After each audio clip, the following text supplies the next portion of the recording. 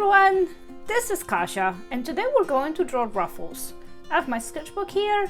You just need a piece of paper, your sketchbook, and a pencil to work on your sketches. We're gonna draw different kinds of ruffles based on the way you look at them and also the way they fold. So let's begin by drawing a very simple ruffle that you would be looking up at. So to do that, you're gonna want to do a squiggly line like this. So it's almost like puzzle pieces maybe.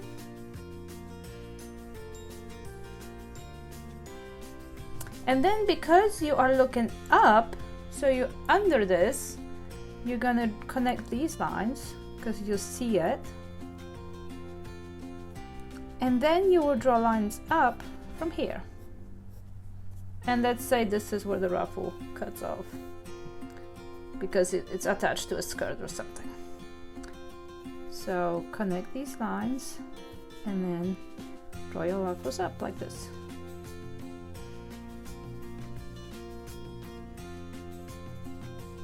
You can go further in and curve this line a little bit.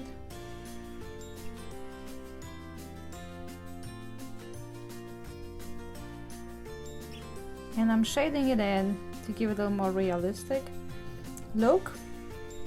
You can also add some lines like this, not everywhere, but in between to just show some more folds. And then you can work on this, drawing a little bit more to make it look even more realistic. Fix your lines some. But this is basically the gist of it, okay? So these are the ruffles that you're looking up at. So let's say they flipped up a little bit or you're looking from below. Now let's think of what's going to happen to these ruffles if you look at them from up here, from this direction. So then you don't see what's going on under. So let's draw a line, that's where they're attached. And again, we're gonna have a squiggly line, but it will be different because now you see your full-on ruffle from up top, but you don't see what's going on underneath. And you can add these folds again here too. So you can do a squiggly line like this, or you can draw them one at a time, like this. And then just connect with little upside down U's. So you will have the ruffle and then upside down U. So now this one you're looking at from above.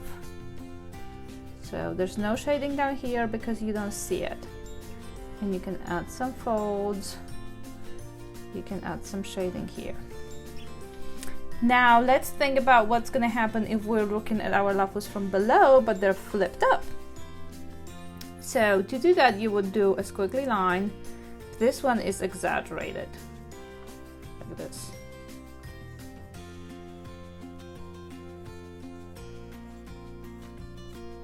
And now we see this. We may or may not see this. We're gonna shade all of this in here. And here's where they're attached.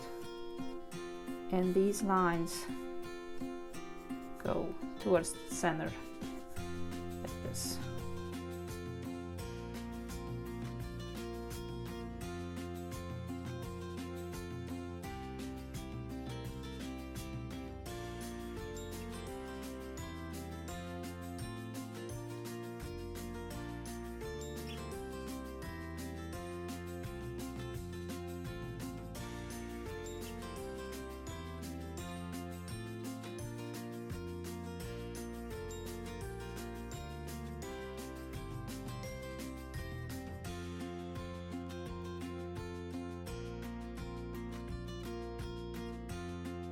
So all of these fold like this.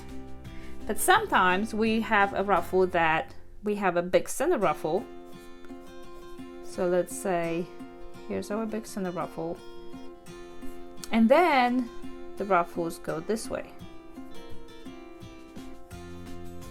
So they no longer are all the same. This is our center ruffle, and we do have some shading in here, but then we only shade on one side because of the way they're folded. We could also have it towards the other way. So let's say this is a skirt, and now the skirt continues and we see the back of the skirt and the ruffles for this way.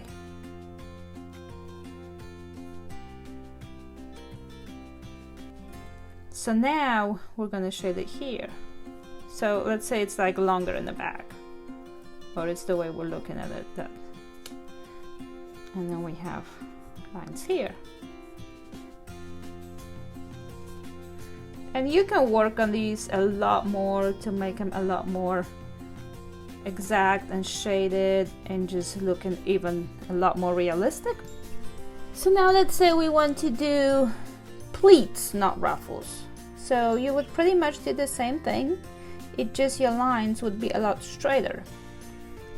So let's say this is your center pleat, and then if you're looking from underneath, you would see it here, fold again, another pleat, and fold again. So these fold in.